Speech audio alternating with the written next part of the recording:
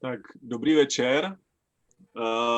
Já se jmenuji Vojtěch Pecka. Good evening, my name is Vojtěch Pecka and I focus on the climate change sociology. Today I'm going to talk to Jozef Pecho, a climatologist working for the Slovak Hydrogeological Institute. Hydrometeorological Institute. Good evening. Good evening. Today we're going to talk, and the topic of our talk is whether the culture actually plays any role in climate change. I've noticed that both in Slovak and the Czech Republic, artists and basically cultural public is more and more interested. It's getting increasingly more interested in the climate change and the related topics, and they somehow come into contact and start cooperating and communicating with the scientists to learn about it and to become more familiar with this topic. And this is perhaps also our token to this. We've agreed with Jozef that we are going to start with basically giving you a sum up of what is the science's take on the topic. And let's start with answering the question, why is climate change important? Why should we pay attention to climate change, and why should science focus on that? Let's start very easy. Climate change as a term was established back in 1980s, and it took about 30 years for the people to start understanding the term itself and the implications. And now we're living in the period of time when the climate change is being demonstrated very clearly and very visibly, and suddenly it's no longer important to explain what the climate change is and why it is happening.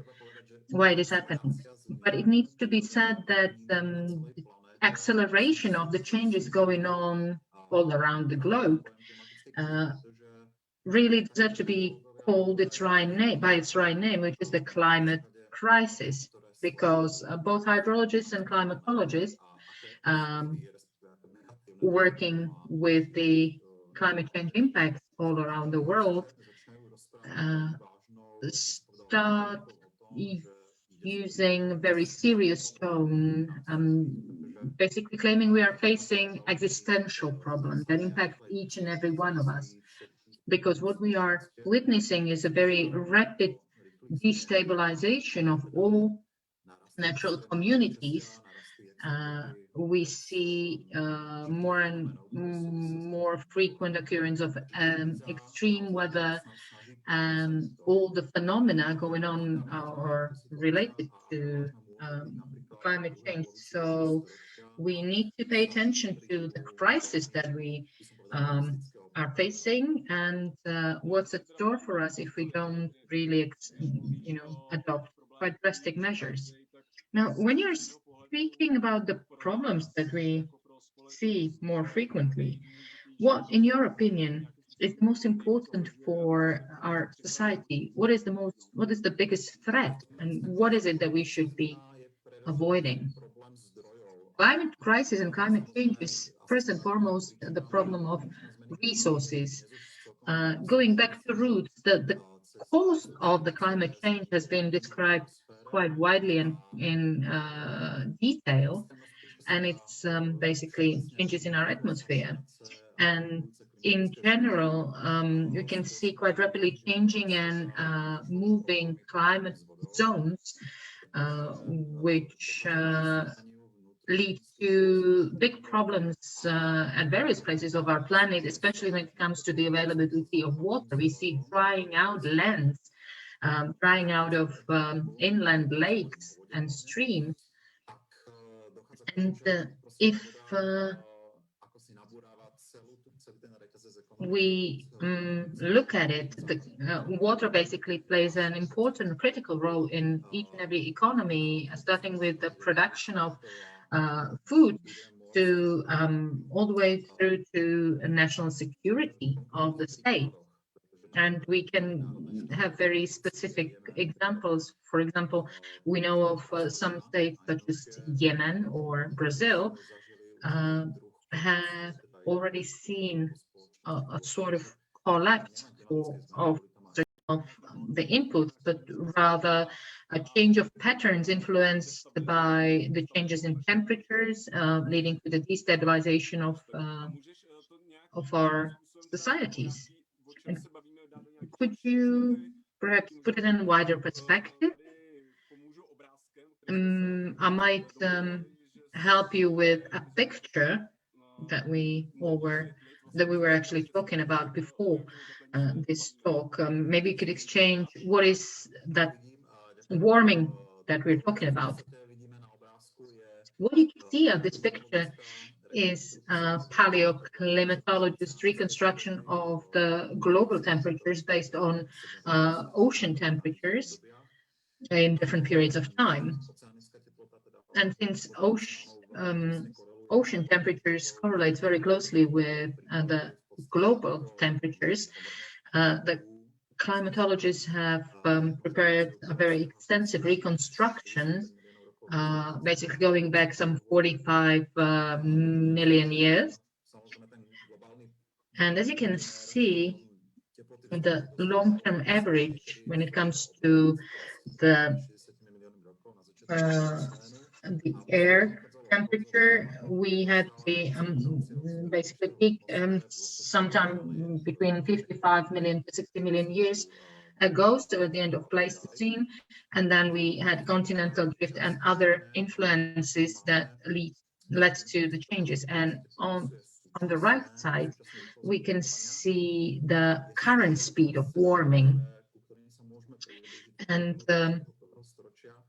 we can see the scenario that we might be approaching in the 21st century. And if you look at the scenario, we have RCP 8.5, which is one of the more pessimistic scenarios, describing what would be the increase in the radiation exposure based on changes in our atmosphere, and the change is already visible. And basically, under this scenario, we can say that in the next centuries, we can actually can approach one of the hottest periods that we had some 60 million years ago. And if we take into consideration that this could happen within the period of like 100 or 200 years, these are the changes that in the past took thousands of years. It's not so much about the absolute changes in temperatures, but the speed of warming, which is really dangerous, because ecologists say that the adaptability limit for a natural societies or communities is the maximum of 1 point Celsius, 1 degree Celsius. And this is the change we've seen in the 20th century. And we basically shall await the speed of growing warming that's about 4 or 5 times faster than we ever had. If I may interrupt, this is the picture that basically looks back at the period of time, some 11,000 years. And you explained this, and could you explain what does this mean in respect to our current age? Basically, that's the change in the air temperature in the last 10,000, 11,000 years, which is basically as long as our civilization stretches from the very primitive cultures all the way up to correct times. And you can see that some 8,000 to 6,000 years back, we've seen the climax. We saw the climax of the temperatures, and then we had a cooling down period.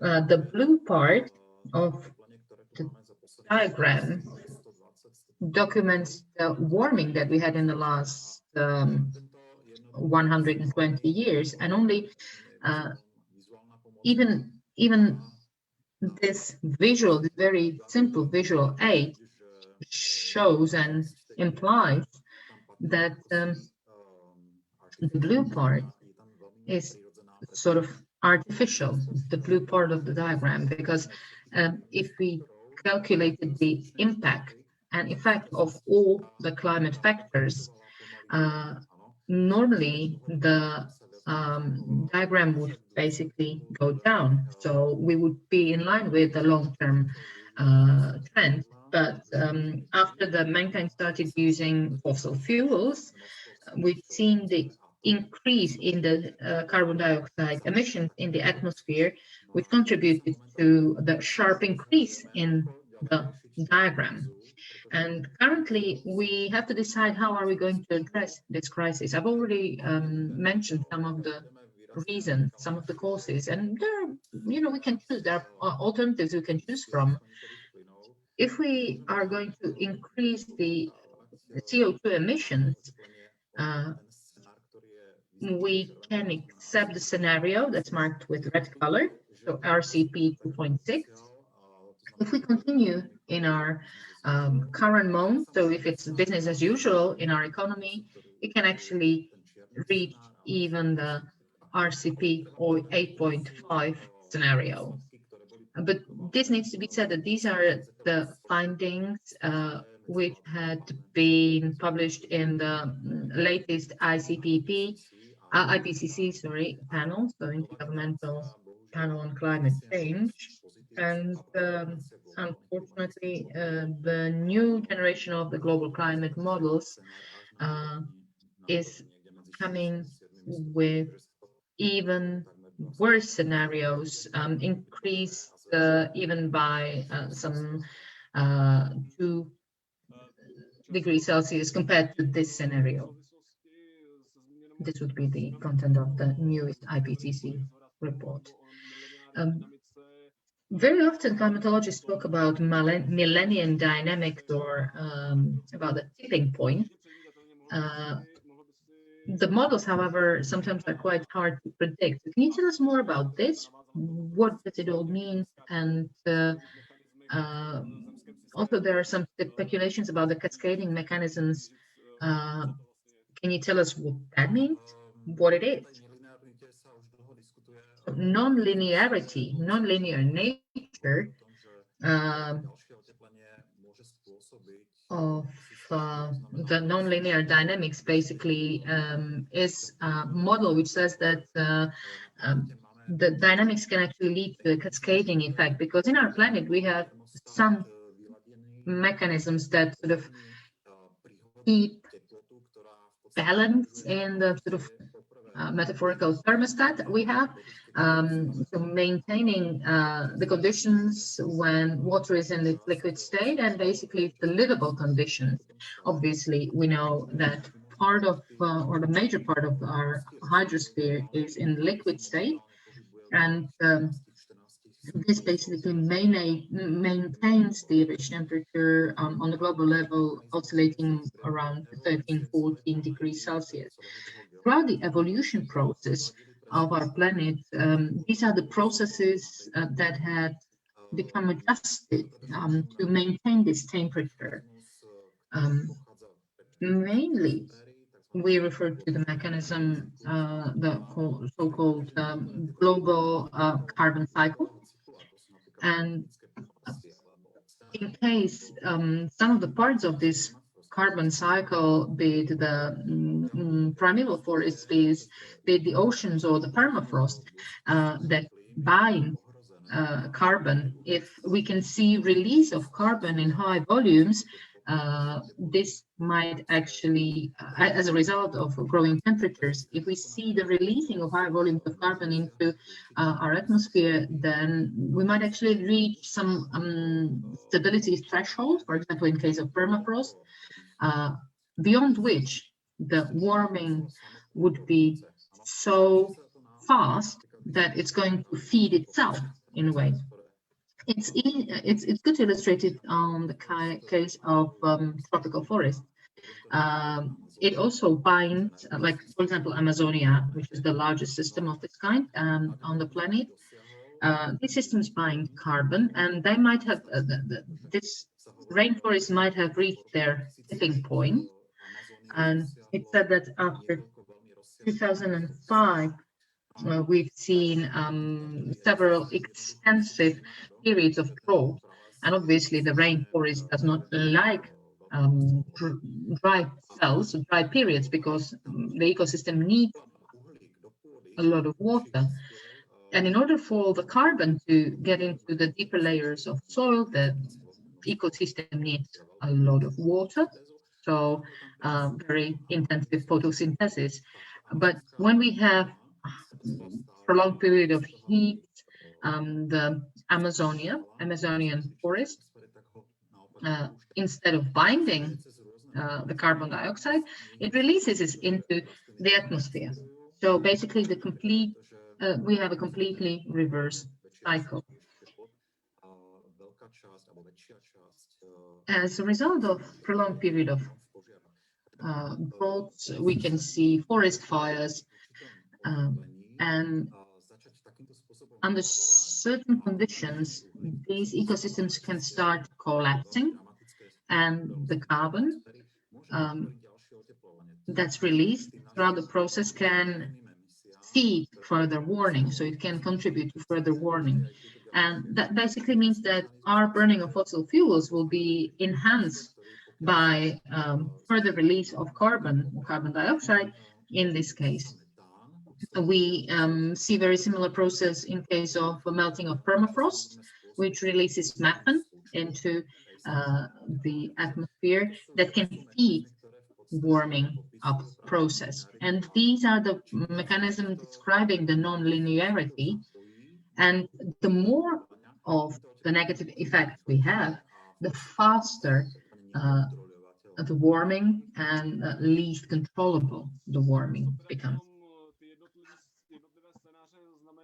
And what do the different scenarios then mean for us here in Central Europe, for example? Say, if we met the goals of the Paris Agreement and we kept the warming below 2 degrees Celsius, what would happen?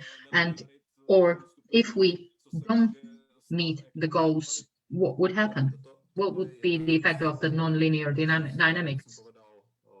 I would say this is one of the major flaws of the climatological practice. The impact of fast warming process, if we exceeded the 2 degrees Celsius warming, we can, for example, talk about higher temperatures, longer vegetation periods, and longer summers, for example, and higher occurrence of some extreme weather, such as torrential rain, flash flooding, strong storms, and so on. But the scope of such impacts for Central Europe, for example, is unknown to us at the moment. And based on the climate models and scenarios, they are prepared based on different inputs on the regional, local, or global level, and based on the impact models or impact studies. We are basically just at the beginning of the road, so these models really need a high number of inputs. So at the moment, we can't really say what would be the scope of impact when we look at it regionally, say from the point of view of Central Europe or Slovakia or the Czech Republic. We might rather talk about the occurrence of extreme weather events and so on. Okay, so this actually brought us to the limitations of science, what it can see and what it cannot see. and how it got to this situation. But what are the data and methods that the science needs in order to be able to prepare the long-term prognosis and impact assessment? This is a very complex question, wide question. Let me start with meteorological observations, which had been systematically held in planet Earth for more than 170, 180 years. These are very systemic observations on larger parts of different continents, Europe or Northern America. And these are the data that we are working with, together with the climate data that are becoming more and more precise and accurate. We also add the changing nature of the climate, of weather, and basically we can say that climatology works with the so-called proxy data, based on which it is trying to look for so-called time analogs that can help us describe what might be expected in certain area if there is warming up process of certain pace, or that happens with certain speed. Meteorology works with, and climatology works with a number of prognoses. In the modern climatology, we are using the mathematic and numerical models and apparatus, and the numerical models now serve as the basis for climate modeling, because the numerical model basically contains a relatively accurately described physical processes in atmosphere circulation, ocean circulation, and there are also different formulas that could be employed if we basically run them in the system for a relatively long period of time. It might not seem like that, sometimes we are actually mocking the weather forecast if for the next 3 or 4 years, stretching over the period of 3 or 4 years, if they're inaccurate. But in climatology, we are not trying to foresee what would be the exact temperature in, say, 50 years ahead. But we are basically trying to model the development of the climate in some region within the period of 30 years. And we are modeling it based on certain processes that take place in the atmosphere over the period of time. So, for example, in the model, we might, as an input, we might insert, say, the concentration of carbon dioxide that we expect in 50 years' time, and then we let the model calculate what would lead up to this situation. And the model would, at the end of the day, simulate a large statistical data set of what could happen, what are the different scenarios from the point of view of temperatures. So we do not need a particular concrete temperature. So we are working with large statistical data sets. At the moment, there are state-of-the-art organizations such as NASA, NOAA, Central European Center for Long-Term Forecasts, that work with their own global models. We have actually more than 50 of these now. And you can also work, obviously, with smaller areas. So we have models, regional climate models, and where you can which you can say use for modeling the situation in Czech Republic, Slovakia, or so on. And these models are actually capable of predicting the situation and the development over the period of 100 years from now. And in this respect, we are looking for, say, long-term average temperatures in a 100 years time. And we are looking for the development trend. And based on these outputs, we can estimate the changes in different parameters. For example, in terms of precipitation, what would be the rainfall, how intensive would be bigger systems such as hurricanes and so on, or what would be the development in the circulation of atmosphere over Europe. All these are things that can relatively be modeled today. Obviously, what is very important is to remember the level of uncertainty coming with these models, but basically this physical and mathematical science around the modeling currently resides on or is based on the accuracy of input data. So at the moment, we can see the models are improving, but what we are trying to improve are the inputs, because the better the global monitoring of our planet and the more parameters we can analyze, the better the models that we have.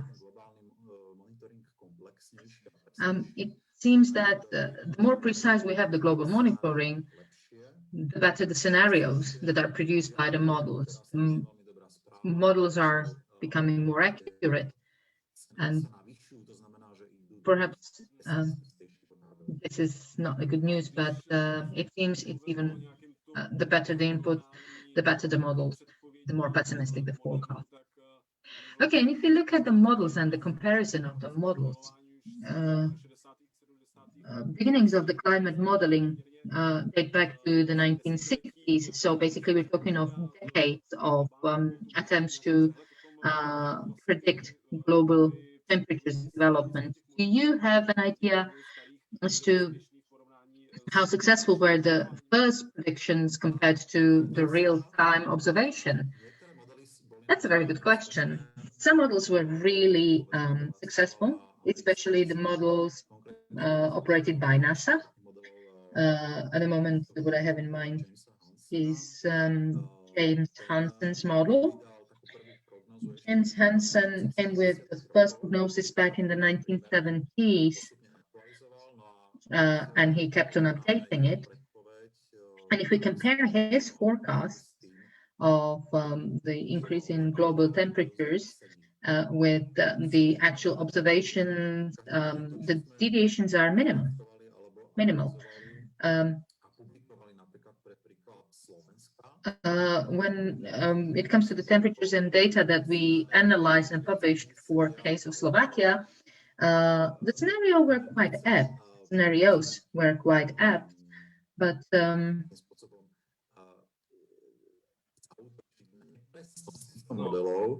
if someone wanted to attack the lack of accuracy or lack of accuracy of these models, it holds that we were not far off the target, even though we weren't as good as James Hansen. But it has to be said that we worked with a regional climate model, which at the time was not that well tested.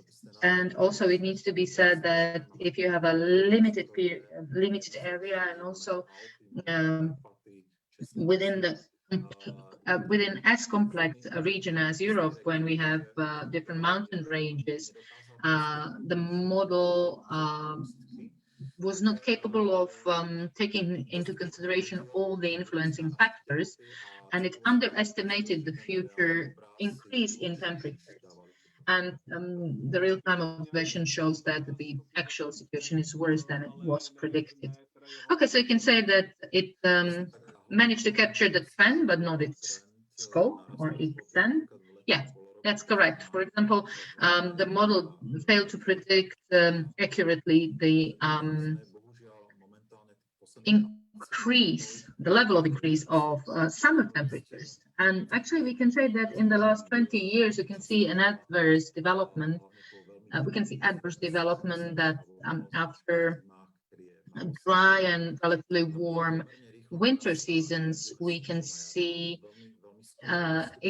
intense and extensive periods of droughts during springs, which we were not used to, because in the past winters, either there was a sufficient amount of snow over winters, or it was raining, and that basically secured sufficient level of water. But now, after mild winters, we see very dry springs, which means that the groundwater sources are not, and groundwater levels are not replenished, are not filled in.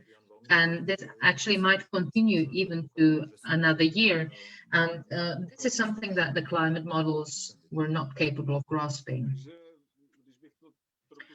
All right, so if I wanted to sum up, basically we can say that in the long term, the climate models were quite successfully predicting the global changes, the global temperatures, but the regional manifestations are still sort of more difficult to grasp for them. That's correct. That's very apt. And even though the global and even regional models are getting better and better and improved, it still depends on the way the regional model works with orographic factors and takes into consideration, for example, the relief or the surface, how it works with the division of the soil to forests, forest covers, and say agricultural land. Whether it can actually take into consideration the impact of the snow cover in winters, and so on.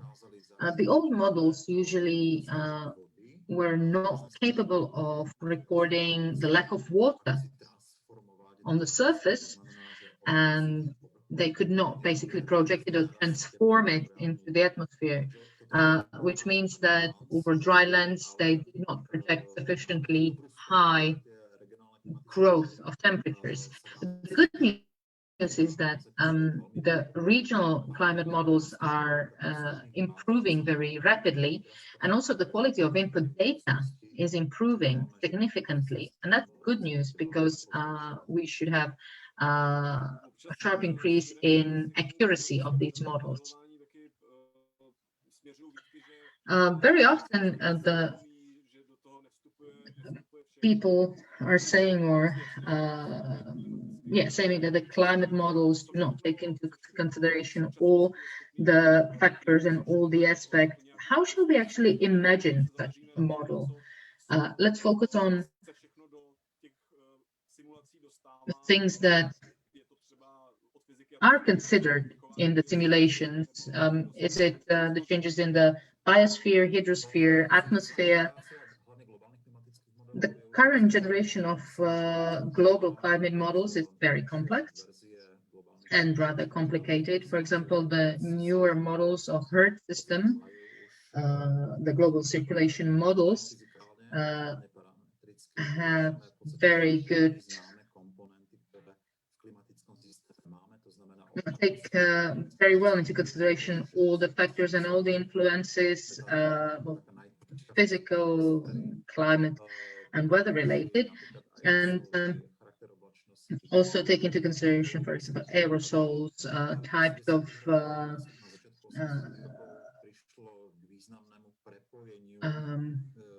water seen in the atmospheres, and so on. Then in the 70s, we could see a very good link established between the atmospheric models and also hydrographic models, or ocean models based on the ocean circulation. And because oceans are a very important factor in the global models, then we saw the consideration for the influence of aerosols, And all these things are still becoming more and more accurate. So basically, they're improving continuously as we speak.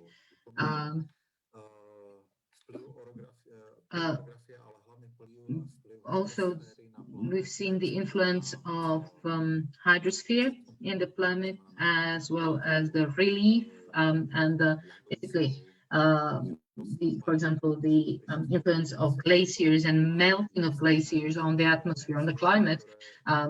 This happened somewhere in 1990s. And all these basically contributed to the improvement of the models, which now, for example, take into consideration also the influence of the carbon cycle produced by the biosphere. And all these things were incorporated in the 80s and 90s, in the 1980s, 1990s, into the global climate models. And speaking of significant moments, today, different systems and subsystems in the global climate model, we see subsystems that are communicating or interacting together. And some of the reactions to initial warming, for example, the reaction of the permafrost and the projection of emissions and increase in the emissions in case of melting of permafrost are fed by the data from empirical observation. And they come up with a number that can either be constant, that should be used for further calculations. And I'm saying this to explain that some processes that operate in the climate system and that we've seen described from the point of view of mathematics or physics, these are really working or being processed with the help of mathematical formulas. And there are some also factors that we're not completely familiar with. For example, the response of permafrost and so on. All these are fed into the models as parameters that is becoming more and more accurate with further observation. And we are coming to the times when the climate models will be prepared based solely on the numerical models. So what are the challenges that you envisage for the climate modeling and for the climate change as such? So what do you think is the most important trend that can be observed and followed today in this sphere? Well, there are many things going on that are currently being attended to and in coming to an attention of all climate modeling centers.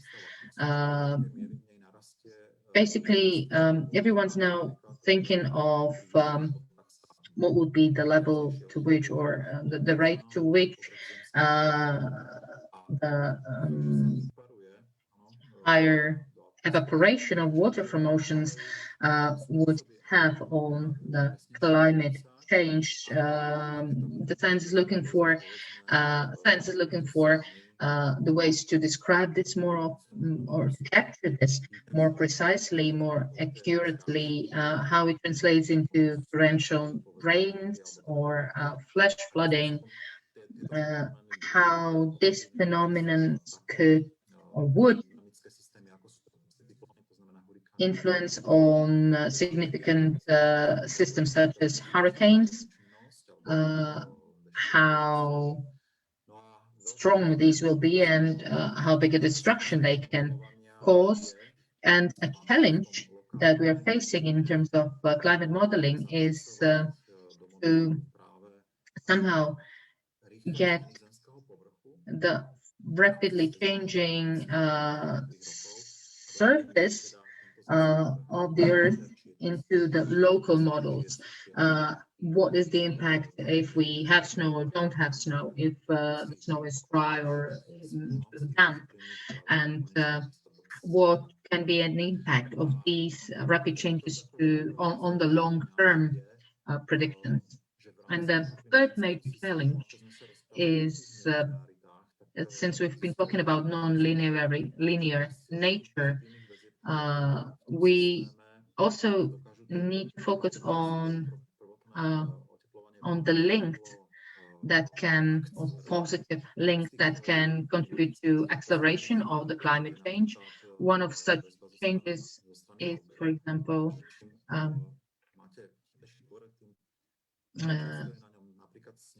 basically the relation between the surface and the snow cover.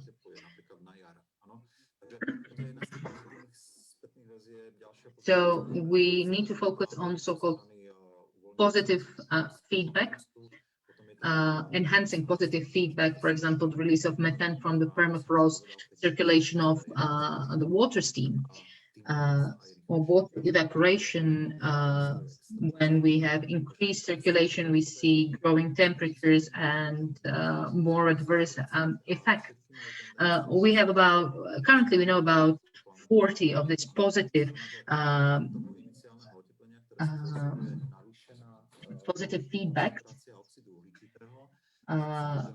With the growing concentration of carbon dioxide, we would see even more enhancing positive feedback occurrences.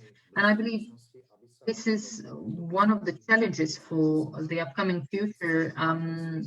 We need to basically somehow find a way how to make these an input for the climate change models. Okay, maybe now we can move on to the next topic in our discussion, because we've gone through the risks and basically insecurities and uncertainties in this sphere. So the next question, quite self-explanatory. In your opinion, what is the role of culture at this time of climate crisis and climate change? I think it plays a very important role. What we have been talking about until now was the so-called pure climatology, which even the climatologists agree that this is quite clearly depicted. And what we need now is to somehow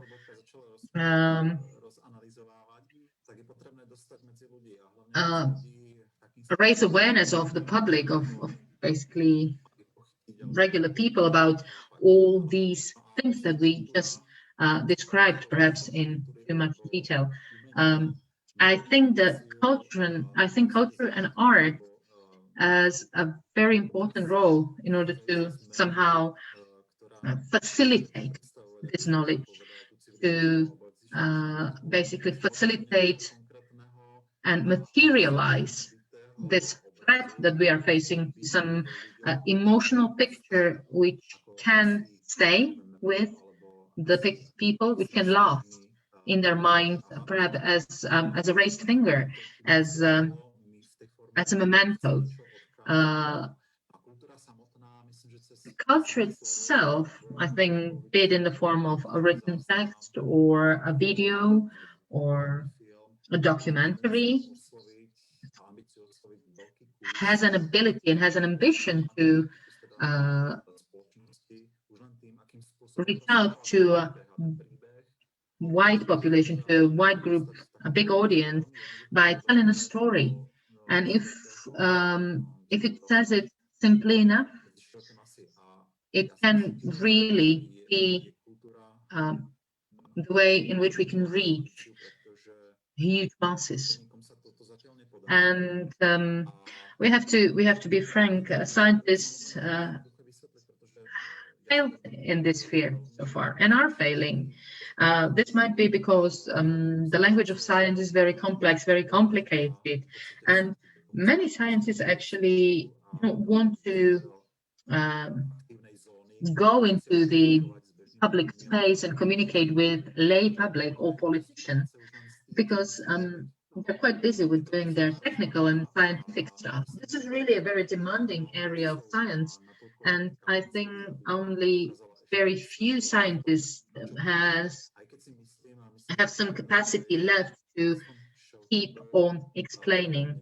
I think it's Hans and Chalhuda, German scientist, who said that as soon as a scientist comes to a sort of representation problem, they need to inform the public. They should have a duty to inform the public of some adverse development.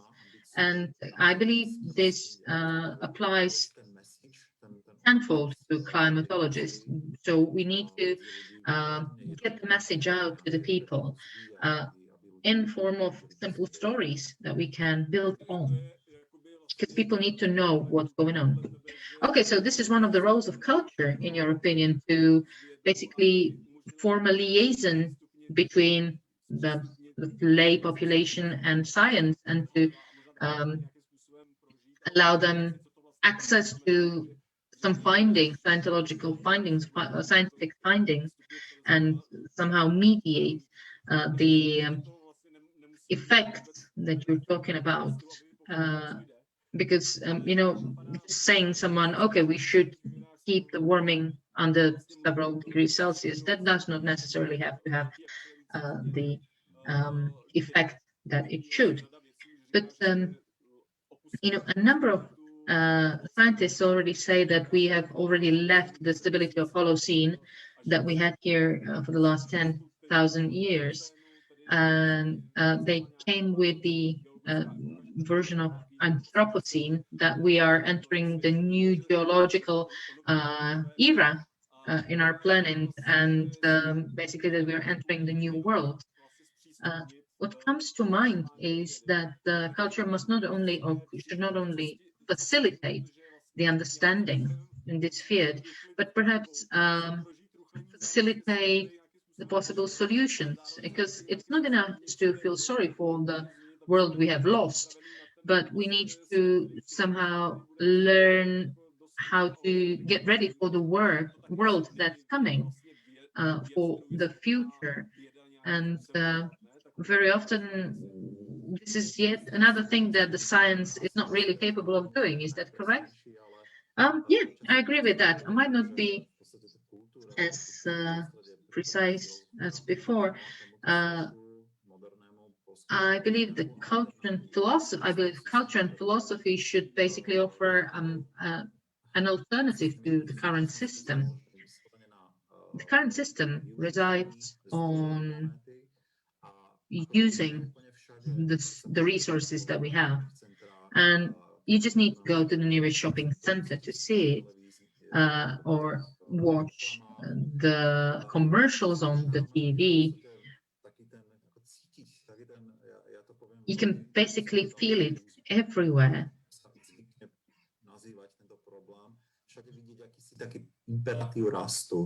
It's the imperative of growth that we can see everywhere. And in the current system, we are set to have everything growing, and we want to see the growth in everything, quantitative growth in everything. And our economy, as it said, it basically can generate profit for masses of people only if we can see the increase and the growth in global GDP by at least 3%, if I'm not mistaken. And unless, or in case the economy is not growing, the system would not be, it's certainly not capable of offering the whole range of services that we expect in a fully fledged way. And that's why I believe that humanities and culture as such should somehow help to construct and design a system that can reflect the challenges brought along by the increasingly extreme climate and weather, but also take into consideration, somehow reflect the symptom that can be seen in overspending, overconsumption, indebtedness of people, and basically the rat race that we are all living in. I believe this is also food for thought, not only for scientists, but for humanity experts, for psychologists, for philosophers, perhaps. So I believe this is the food for thought for experts from various areas who need to define what a new social system could be that would not only reside on the qualitative growth, but on the quantitative growth, but on the qualitative growth as well, because this is what we're lacking. In the debate around Anthropocene, it's very often said that in the last 200 years, so the system when we are using fossil fuels and burning fossil fuels increasingly often and increasingly frequently, still talks with some sort of division between the society and nature. Basically, it says that we have been ignoring the impact our activity, human activity, has on nature. And now we've come to the point when we can no longer ignore it. And we should be able to incorporate in our thinking the links between humanity and nature, between civilization and nature. And in this respect, the role of culture, not only in terms of art, but culture in wide meaning of this term, this opens a space for the new theories about the functioning of economies, on aspects of living in Anthropocene. Do you think we can call it that?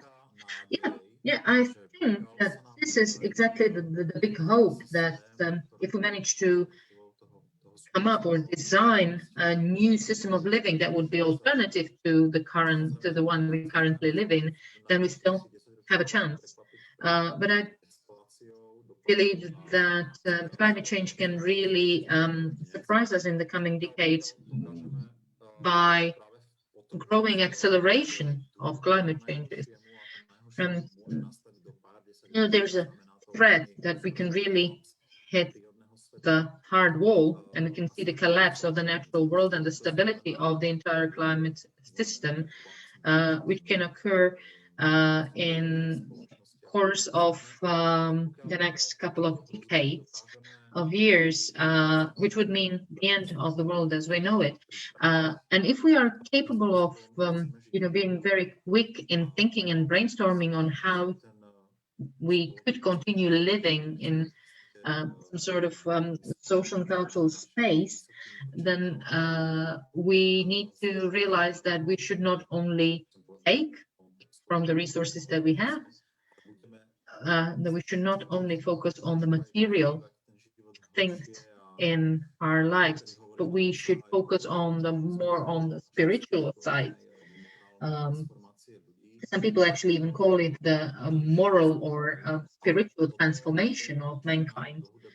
Then we might still have a chance.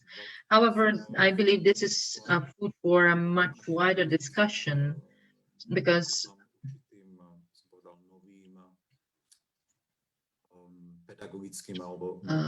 this actually might actually even require a different upbringing and education of people. And I believe the new generation, under the threat of the upcoming climate crisis, the new generations might start living in a less consuming way. And we should all be doing this. And I believe that this is something we should all strive for. And I have to say that perhaps this is also the heritage we carry from our ancestors, because some of our ancestors lived in much harder conditions and they were satisfied, some of them even happy. And I'm not saying that the 18th and 19th century was some sort of idyllic world. It was hard life, but they managed to make their living with using much less resources than we are using now. So is that basically some sort of call for the new alternatives? Because as we can see, we have some sort of wider system, and obviously we might be talking of China, the United States, and some other states that are accelerating their consumption of natural resources and economic growth.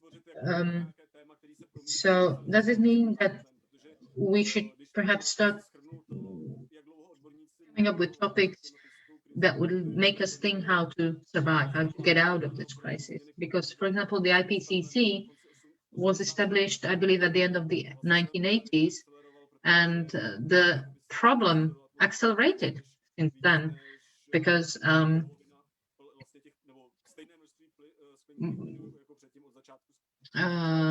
after the establishment of the IPCC, we've seen the releasing, doubling of the volumes of the released greenhouse gases emissions than before. So we can't, it seems like we have problems enforcing the changes that we need. So can we say that with the current COVID-19 crisis, many of the businesses have been hit hard, and it might have actually helped a little bit, because even in the recent years, we've seen some limitations and restrictions forcing the companies to become more ecological. And on the other side, we still hear about some packages to save fracking industry and so on. So how do you see the COVID-19 crisis? Does it open in cooperation or in tandem, in parallel with the climate crisis? Does it open up a new space that we can use?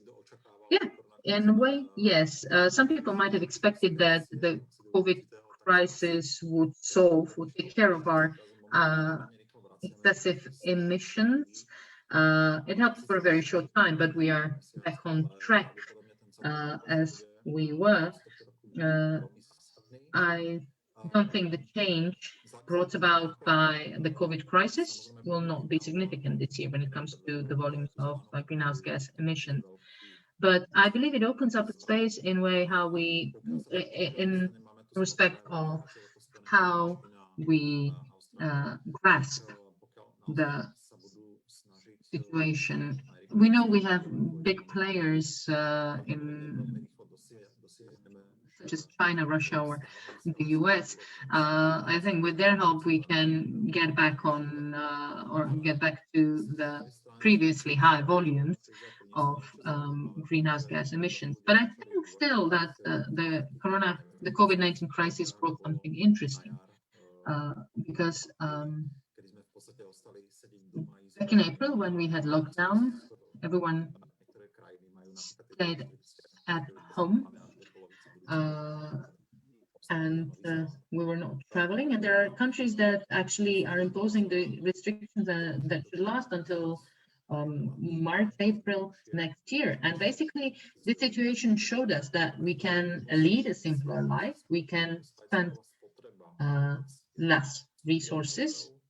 We've seen decrease in the consumption of goods and services. We could see decline in air traffic, and even though some delivery services have seen enormous speeds in their activity and in their turnover, obviously, the entire volume and the economic growth sort of slowed down, and consumption also decreased in many countries. So it was almost as a dry run. We could try what it feels like to be in the state of crisis, and we actually found out that we can handle this and that we can live in such conditions as well. Even though people were obviously not happy, society as a whole got through it And now we have the second wave of pandemics ahead of us, so we'll see how it goes. Unfortunately, we're approaching the end of our time, the time that we had been allocated. And let's see if we have some questions. Let me check my email. So far, it seems there are no questions. However, I have a question. How would you define success? If we say that this is basically the tipping point or the breakup point, we have a crisis which the experts, healthcare experts, have been warning that such crisis might come for years, and it was they were ignored. And this basically follows the case of the climatologists who have been shouting about the upcoming crisis and kept being ignored. But if you consider that this might be the beginning of something new and a chance that we have to handle and get hold of and grasp the starting ecological crisis, what do you think we should do and when should we do it? Unfortunately, we are pressed for time because the crisis is accelerating very rapidly and it will continue to do so. Basically, we can say we have only a number of limited solutions. I believe that we'll have to have some sort of renewal. We'll have to see the political changes. I think education plays a very important role. We need to bring up a new generation of people who would basically have a different attitude to consumption, to responsible buying and purchases. And this will take time because obviously some companies will still strive for as high the economic growth as possible. So education takes time. If we wanted to have a faster road, we want to be in a faster lane, I would not really rely on technologies because these might actually have a different effect. They might even speed up the change. And perhaps the fact that we have been striving for a climate agreement for 30 years now, this serves as a memento. We are currently coming to a point when we might actually start fulfilling the obligations we defined in this field. We will see stricter and stricter limits and restrictions, both in Europe and I believe globally. The first and fastest solution would be to take a political way.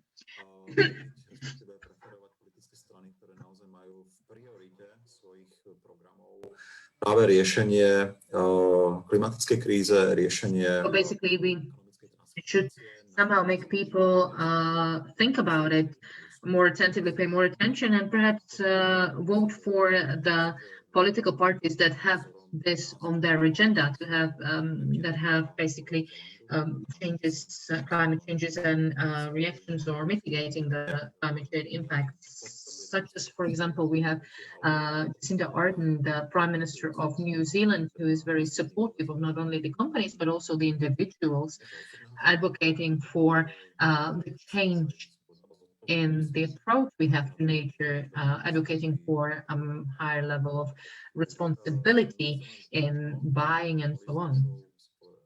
I think New Zealand can be seen as an inspiration for us, and there are also other countries, even in Europe, for example, Sweden managed to decrease their greenhouse gases emissions by 20% since 1995, thanks to the programs that are very smart and very well thought of, and basically they are the proof that this can be done, that we can be more ecological and adopt the changes like these even without making our economies collapse. So we know what are the particular steps that we need to be or we should be taking. So I think that's quite self-explanatory. And then we might have some sort of awareness-raising activities. We need to also start motivating individuals to start acting more responsibly towards the environment and to perhaps alter their lifestyle to be more, to be less consuming, to be less demanding, even when it comes to their lifestyles, because this overconsumption really leads to the spiral that will lead to a disaster. You've already talked about the importance of looking for different values than the material consumption or consuming way of life and buying a new stuff again and again and again and more. On the other hand, isn't it, in certain respect, more important to focus on the production side? Because we might also focus on the production capacities that are more eco-friendly and acting responsibly when it comes to the pollution production, pollutants production, and so on. Because if we have this, if we have, say, technologies and production technologies working on the low carbon production technologies, then this might actually help as well. Well, I see this as connected vessels. If we could, say, produce stuff and produce energy, electricity, for example, with low inputs, low energy inputs, and at the same time motivating the inhabitants to be responsible when using the resources, raw materials, limiting their production of waste, then this might be the winning formula. Because if you think about it, if you have a majority of global population which is still considered relatively poor, in some of the developing countries, the primary motivation of the people is to achieve the standard of living in Western Europe and the US. And all this requires huge resources, huge amount of resources. And you can already see this. So we need to think about building the production that would be more economical in using resources, but at the same time, we should focus on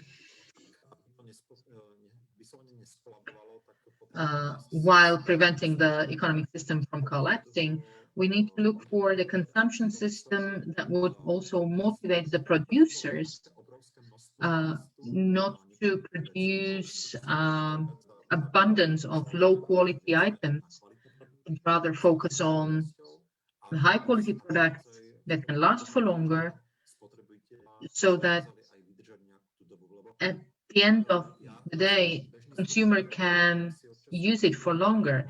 I'm a regular consumer. I like to buy quality and basically good shoes, and I'm always very angry when I see that they only last for half a year, even if we're talking of some good brand, and the same brand that I used to wear for 5 years in the past. And I believe this is a very bad trend. I think we should get back to the production mode when quality was more than the price. And if I may get back to the previous question on how would you define success? At the moment, the EU wants to be the first stakeholder, the first carbon neutral continent, or basically entity by 2050. What is your opinion on that? Is that the goal that is sufficient? Is it sufficiently ambitious as a goal, also in global respect? And what should be, for example, the target or the goal for Slovakia? How quickly should Slovakia become carbon neutral? If we want to talk of the carbon neutrality by 2050 from the point of view of the maintaining or keeping the climate change in basically livable rounds, this is not sufficient. We basically would need, and we could, I believe, even technologically, we could achieve or strive to achieve carbon neutrality by 2040 without actually having our technology, our economies collapse. Especially if we increase the absorption of or collection of carbon or carbon capture and storage. If we, for example, maintained and renewed or forests that help to store carbon back in soil. What we should strive for, if we really want to be on point of mitigating climate change, we should actually strive to not to exceed the 2 degrees Celsius increase by 2100, and we should achieve in terms of Slovakia 0 degree growth or increase in temperature by 2030. From the point of view of technologies, I believe we could achieve that. In case of EU, I believe they should hit the 0 increase in ideal scenario around 2035 or 2035, which is quite long before 2040 or 2050. And if we wanted to decrease the emissions by 65%, as it has been agreed, we should actually be more ambitious and we should focus more on transformation as such. But I believe that this would depend on how much we can agree as countries within the EU, for example, because we still have very strong coal lobby in the Czech Republic, in Poland, and so on. And if we wanted to achieve or reach the level of Sweden or Germany, then we could actually say that the carbon neutrality might be just a question of time or when we reach the carbon neutrality, because we already have the technologies allowing us to do so. We just need to find a consensus at the political level, and this perhaps is also the space for culture, which in a way administrates public life and comes into contact with different channels and different players here.